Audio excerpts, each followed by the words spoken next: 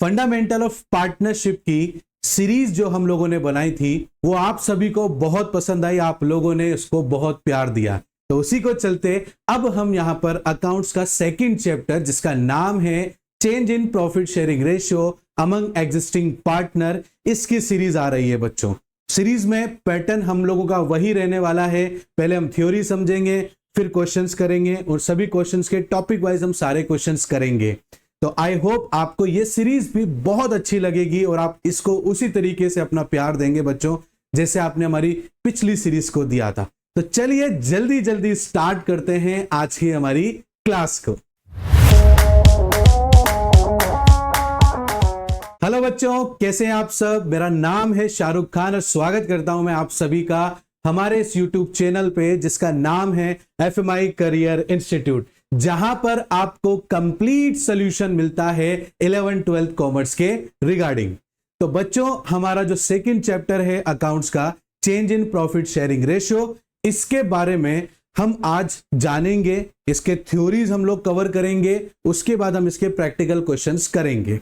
तो थ्योरी में हम लोग इसमें क्या पढ़ने वाले हैं, ठीक है, उसको हम थोड़ा सा देख लेते हैं। तो देखिए बच्चों, हम यहां पर थ्योरी के अंदर सबसे पहले रिकंस्टिट्यूशंस ऑफ पार्टनरशिप के बारे में देखेंगे। सैक्रिफाइसिंग रेशियो क्या होता है, गेनिंग रेशियो क्या होता है, गुडविल क्या होता है, गुडविल जो मेथड से किस किस मेथड से गुडविल को सॉल्व किया जाता है या कैलकुलेट किया जाता है वो हम यहां पर देखेंगे। अकाउंटिंग ट्रीटमेंट क्या होता है जब प्रॉफिट शेयरिंग रेशियो चेंज करते हैं हम यहां पर, ठीक है ना। तो बहुत कुछ रिवॉल्यूशन अकाउंट क्या होता है, तो बहुत कुछ नया सीखने को आप लोगों को इस चैप्टर के अंदर मिलने वाला है बच्चों। तो बने रहिएगा हमारी इस पूरी सीरीज के साथ में। आपका change in profit sharing ratio भी आई एम डैम श्योर हम लोग पूरा अच्छे से क्लियर कर पाएंगे। तो देखिए, आज जो हमारा चैप्टर स्टार्ट होता है वो हम पहला यहां पर लेने वाले हैं बच्चों, वो लेंगे यहां पर रिकंस्टिट्यूशन ऑफ पार्टनरशिप फर्म। अब रिकंस्टिट्यूशन ऑफ पार्टनरशिप फर्म क्या होता है बच्चों? रिकंस्टिट्यूशन ऑफ पार्टनरशिप फर्म बच्चों ये होता है कि जैसे मान लो दो पार्टनर्स, दो व्यक्ति हैं जो आपस में मिलकर एक बिजनेस स्टार्ट करते हैं और वो बिजनेस में पैसा लगाते हैं। इज दैट क्लियर बच्चों? अब बिजनेस में बच्चों पार्टनर्स ने पैसा लगाया तो वो क्या करते हैं, आपस में अपनी कंडीशंस लिखते हैं, आपस में अपनी कंडीशन डिस्कस करते हैं कि जब बिजनेस हम रन करेंगे तो आप इतना कैपिटल लेकर आएंगे, मैं इतना कैपिटल लेकर आऊंगा, हमारे बीच में प्रॉफिट शेयरिंग रेशियो ये होगा, etcetera and etcetera and etcetera. ये सब हम डिस्कशन करते हैं, दैट इज कॉल्ड एग्रीमेंट। उसे हम क्या बोलेंगे?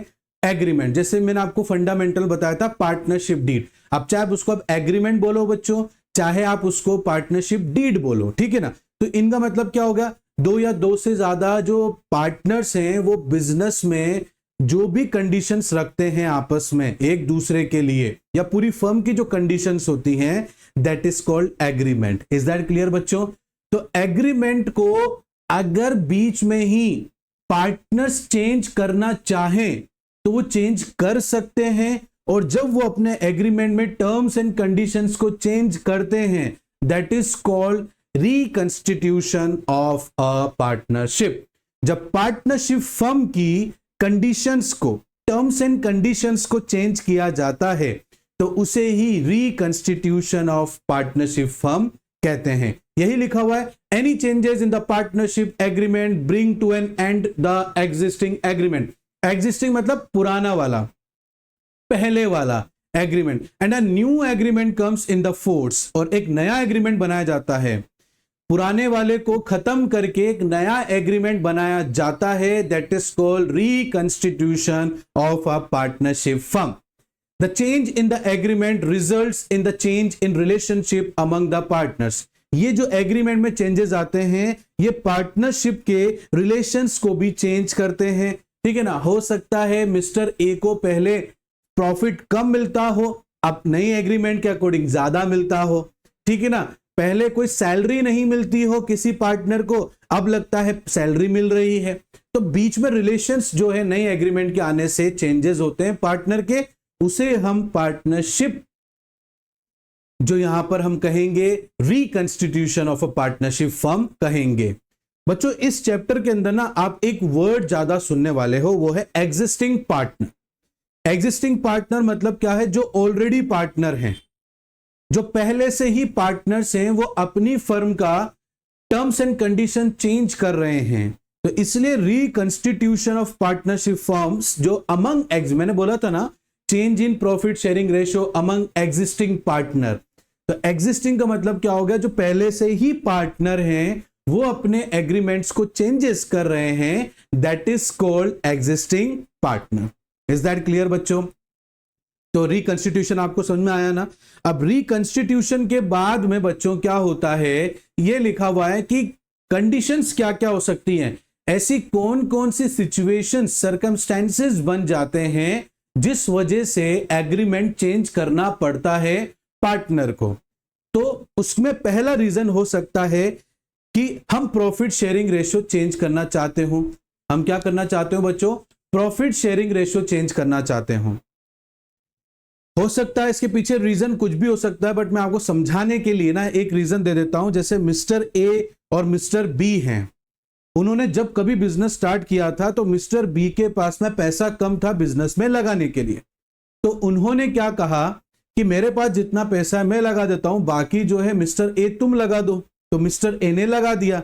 अब जो ज्यादा बिजनेस में पैसा लगाएगा तो प्रॉफिट के अंदर भी हिस्सा उसी को ज्यादा मिलेगा। Is that clear? अब बिजनेस को चलते हुए 2-1 साल हो चुके हैं और यहां पर मिस्टर बी ने मिस्टर ए को बोला कि यार अब हम जो है ना प्रॉफिट जो शेयर होता है हमारे बीच में हम इक्वली रखेंगे। तो इक्वल रखने के लिए आप लोग समझ गए होंगे मिस्टर बी को और पैसा देना पड़ेगा। तो यहां पर कोई भी कंडीशंस हो सकती हैं प्रॉफिट शेयरिंग रेशो को करने के लिए। Is that clear? तो पहला रीजन क्या हो सकता है बेटा एग्रीमेंट को चेंज करने का, रिकंस्टिट्यूशन करने का, कि हो सकता है कि अब पार्टनर्स का मन है प्रॉफिट शेयरिंग रेशियो को चेंज करने का, तो वो रीजन हो सकता है बेटा पहला। दूसरा रीजन हो सकता है कि कोई नया पार्टनर आ रहा हो, क्योंकि नया पार्टनर आएगा तो भी आपका प्रॉफिट शेयरिंग रेशियो चेंज होगा ही होगा। इज दैट क्लियर बेटा? क्योंकि आप अभी तक 2 पार्टनर थे तो उस जितना भी प्रॉफिट आता था आप दोनों के बीच में बंटता था। अब नया पार्टनर आ रहा है तो अब एक और पार्टनर आ रहा है तो 3 जनों के बीच में प्रॉफिट बट रहा है बेटा। तो 3 जनों के बीच में प्रॉफिट बट रहा है तो पहले जितना 2 जनों को मिलता था अब उतना नहीं मिल पाएगा ना, तो भी हमें प्रॉफिट शेयरिंग रेशियो चेंज करना पड़ेगा। तीसरा है रिटायरमेंट या डेथ। अगर कोई पार्टनर रिटायर हो रहा है तो भी प्रॉफिट शेयरिंग रेशियो चेंज हो जाएगा। मर गया है पार्टनर तो भी प्रॉफिट शेयरिंग रेशियो चेंज हो जाएगा बेटा।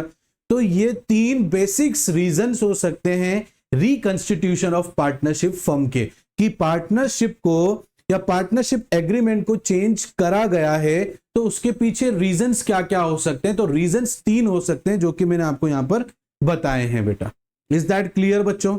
यहां तक समझ में आया ना आप लोगों को अच्छे से? तो चलिए नेक्स्ट देखते हैं, change in the profit sharing ratio among existing partner. अब change in profit sharing ratio among existing partner यहां पर क्या है सर?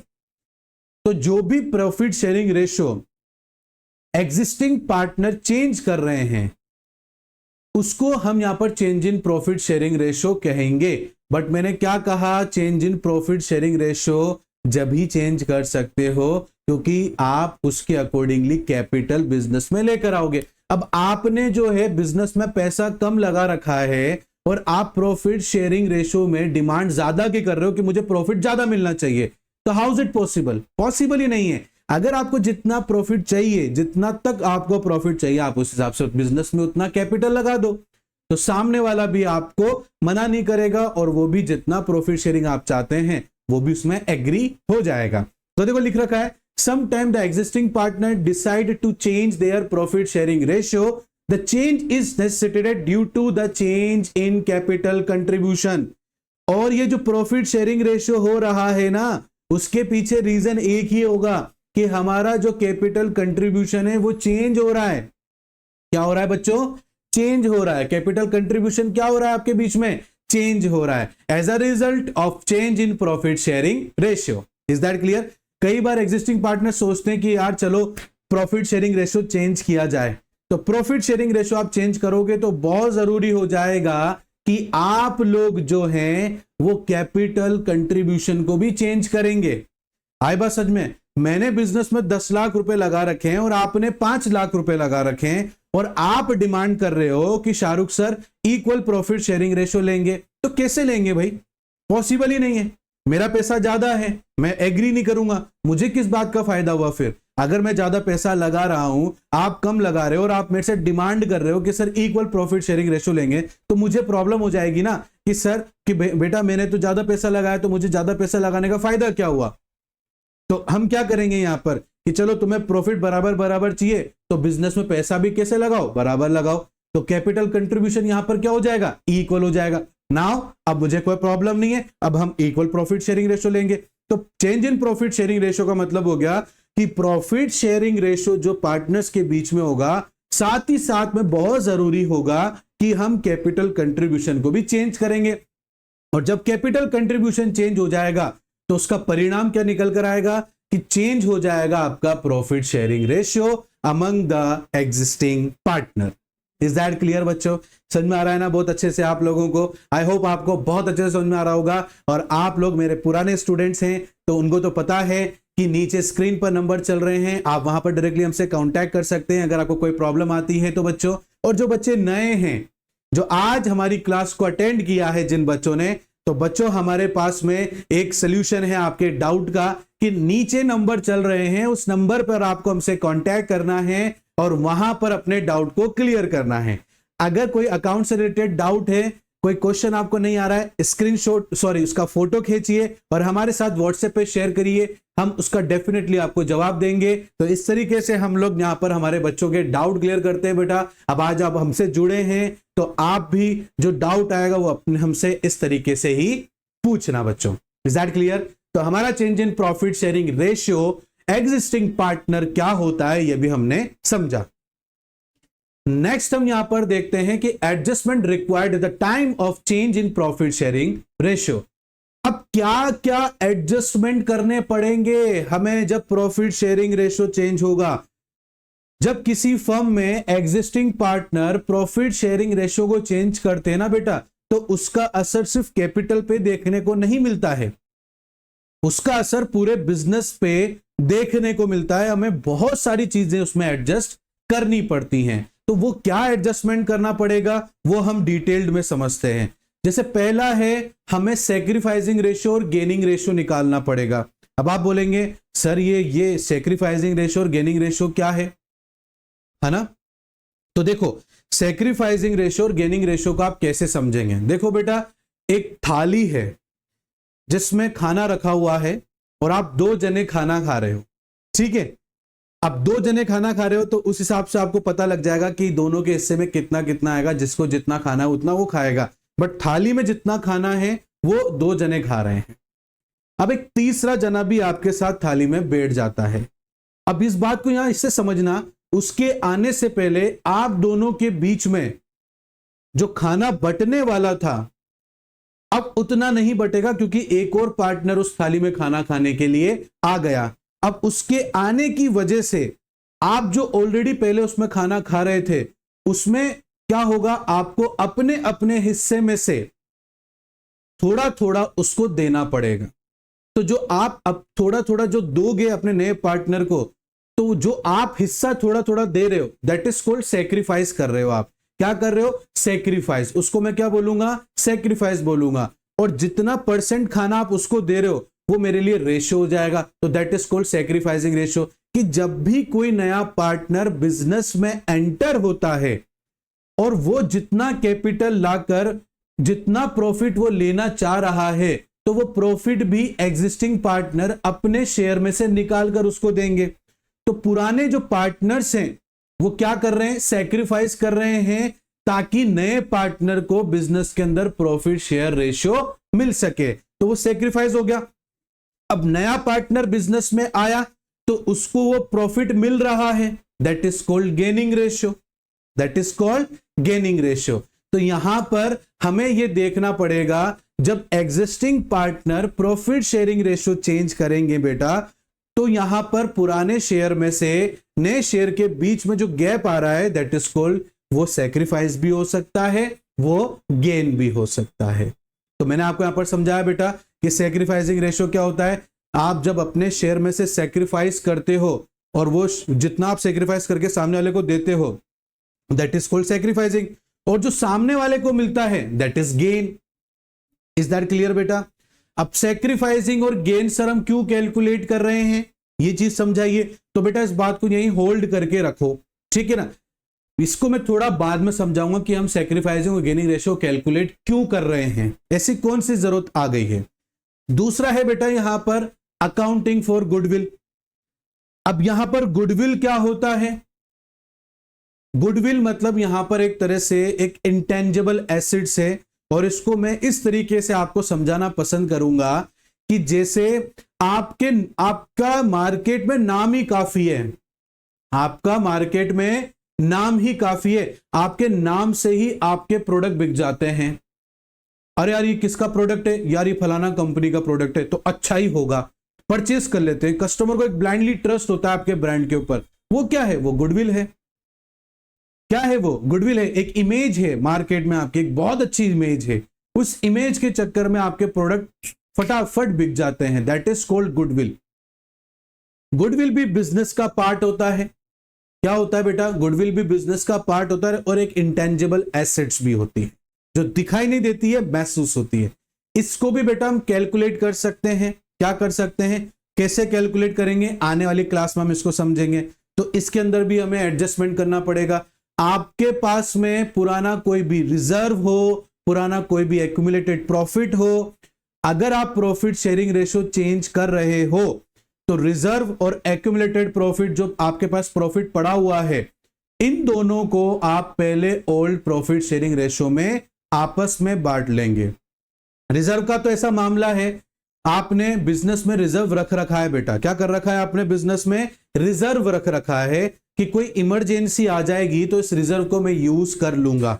अब कोई इमरजेंसी नहीं आई है तो रिजर्व का तो ऐसा मामला है कि पार्टनर साल के आखिरी में इसको ले जा सकते हैं अपने घर पर, ठीक है। या फिर अगर आप प्रॉफिट शेयरिंग रेशियो चेंज कर रहे हो तो प्रॉफिट शेयरिंग रेशियो चेंज करने से पहले आपके पास में अगर कोई रिजर्व है तो वो रिजर्व ओल्ड रेशियो में, जो पहले आपका जो शेयर था ना, उसमें इन रिजर्व को बांट लो। नए रेशियो में कभी नहीं बांटेंगे, बात ध्यान रखना। अगर कोई रिजर्व्स हैं, रिजर्व्स कई प्रकार के होते हैं बेटा, आपके जो रिजर्व्स हैं वो कई प्रकार के होते हैं। रिजर्व्स बेटा जैसे एक जनरल रिजर्व होता है, ठीक है। दूसरा बेटा वर्कमैन जो है कंपनसेशन रिजर्व भी होता है बेटा। तीसरा इन्वेस्टमेंट फ्लक्चुएटिंग रिजर्व होता है बेटा। तो ये रिजर्व, अगर आप प्रॉफिट शेयरिंग रेशियो चेंज कर रहे हैं, अपना प्रॉफिट शेयरिंग रेशियो चेंज कर रहे हो ना बच्चे, तो आपको ये रिजर्व जो है, तीनों रिजर्व मैंने आपको नाम लिखकर बता दिए बेटा, ये तीनों रिजर्व ओल्ड रेशियो में पहले बांट लेना, चेंज करने से पहले ही बांट लेना, क्योंकि ये पहले के हैं, अभी के नहीं है ना। तो पहले के जो रिजर्व हैं वो पहले वाले शेयर में बढ़ जाएंगे। तो पहले वाले कौन है? ओल्ड रेशियो में बढ़ जाएंगे बेटा।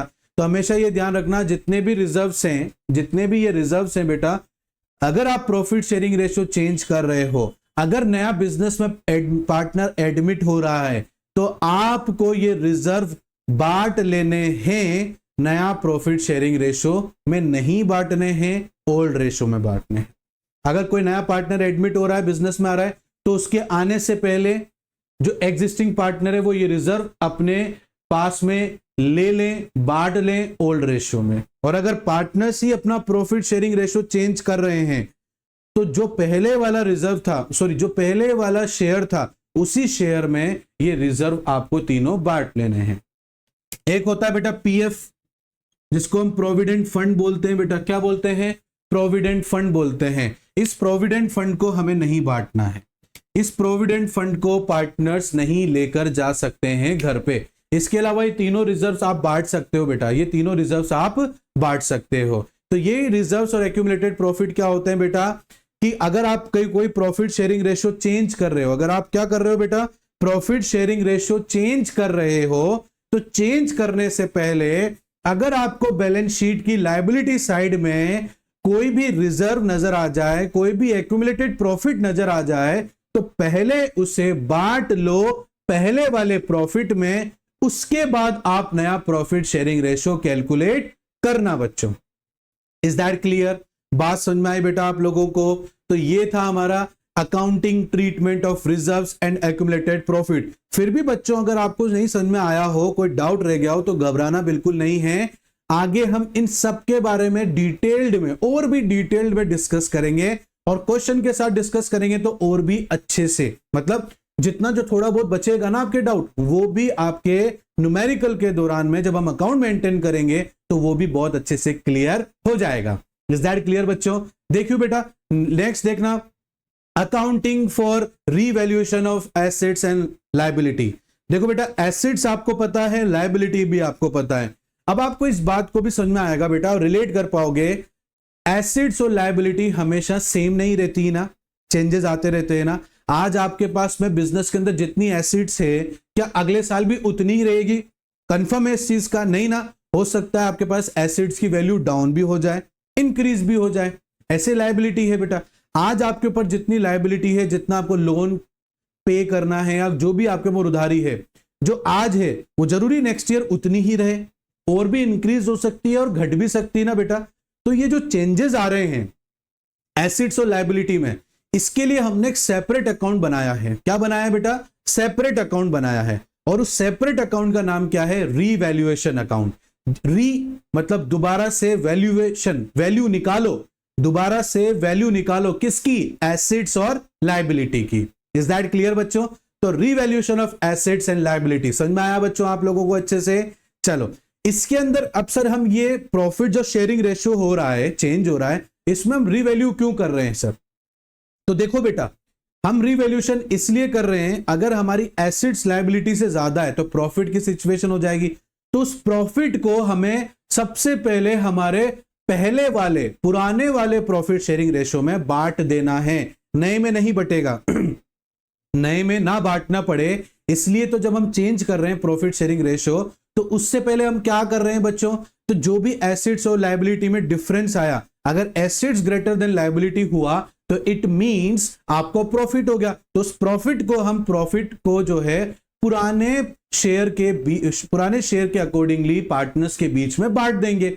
और अगर लायबिलिटी ग्रेटर देन एसेट्स हुआ तो लॉस की सिचुएशन हो गई, तो उस लॉस को भी जो बियर किया जाएगा वो पुराने वाले पहले वाले प्रॉफिट शेयरिंग रेशियो के अकॉर्डिंगली किया जाएगा। इसीलिए revaluation of assets and liability हम लोग कैलकुलेट कर रहे हैं बच्चों। लास्ट है आपका एडजस्टमेंट ऑफ कैपिटल, है ना। पहले मैंने बिजनेस में 15 लाख रुपए लगा रखे थे, आपने 5 लाख रुपए लगा रखे थे, तो टोटल बिजनेस के अंदर कितने हो गए थे बच्चों? 20 लाख रुपए हो गए थे। अब मैं कह रहा हूं कि टोटल 20 लाख का बिजनेस में पैसा इन्वेस्टेड है। अगर आपको इक्वल प्रॉफिट शेयरिंग रेशियो चाहिए तो आप इक्वल प्रॉफिट लगा लो। तो 20 लाख का दो जनों के बीच में कितना हो गया? 10-10 लाख रुपए हो गया। मेरा बिजनेस में कितना लगा हुआ है? 15 लाख रुपए, तो मैं 5 लाख रुपए बिजनेस से निकाल लूंगा हमेशा हमेशा के लिए। आपका बिजनेस में लगा हुआ है 5 लाख रुपए, तो आप और 5 लाख रुपए डालोगे। तो यहां मैंने जो विड्रॉ किया 5 लाख रुपए जो एक्स्ट्रा मेरा फर्म के पास था, या आपने जो नया इंट्रोड्यूस किया कैपिटल बिजनेस के अंदर, तो इसी को हम एडजस्टमेंट बोल रहे हैं बेटा। क्या बोल रहे हैं? Adjustment of capital. तो लास्ट आप क्या करेंगे बच्चों? एडजस्टमेंट सॉरी, लास्ट आप क्या करेंगे बच्चों? एडजस्टमेंट करेंगे ऑफ कैपिटल का। इज दैट क्लियर बच्चों? आई होप आपको यहां तक बहुत अच्छे से समझ में आ रहा होगा बच्चों। इज दैट क्लियर बच्चों? तो आज के लिए हम लोग इतना ही रखते हैं बच्चों, इतना ही हम समझते हैं, एकदम से बहुत ज्यादा नहीं समझेंगे। तो यहां तक प्लीज आप दोबारा से एक बार वीडियो देखकर दोबारा से वीडियो देखना और समझने की कोशिश करना, आपको समझ में आ जाएगा। इफ इन केस अगर कोई चीज आपको समझ में नहीं आती है तो एज यूजुअल कमेंट के जरिए, डायरेक्ट फोन में, डायरेक्ट आप मेल करके, किसी से भी जो भी जिसमें भी आप कंफर्टेबल हो उससे हमसे पूछ सकते हो बच्चों। Is that clear? तो आज की क्लास हम यहीं ऑफ करते हैं, यहीं ब्रेक करते हैं बेटा। नोट्स यहां पर शॉर्ट नोट्स बनाए जा रहे हैं, स्क्रीन पर दिखाए जा रहे हैं बच्चों, उससे अपने शॉर्ट्स नोट्स तैयार कर लेना, रिवीजन में बहुत काम आने वाले हैं। आलस बिल्कुल मत करना, इसको लिख लेना, ठीक है ना, ये बहुत काम आएंगे आपके रिवीजन में। तो चलिए नेक्स्ट क्लास में मिलते हैं बच्चों, तब तक के लिए bye bye and thank you बच्चों।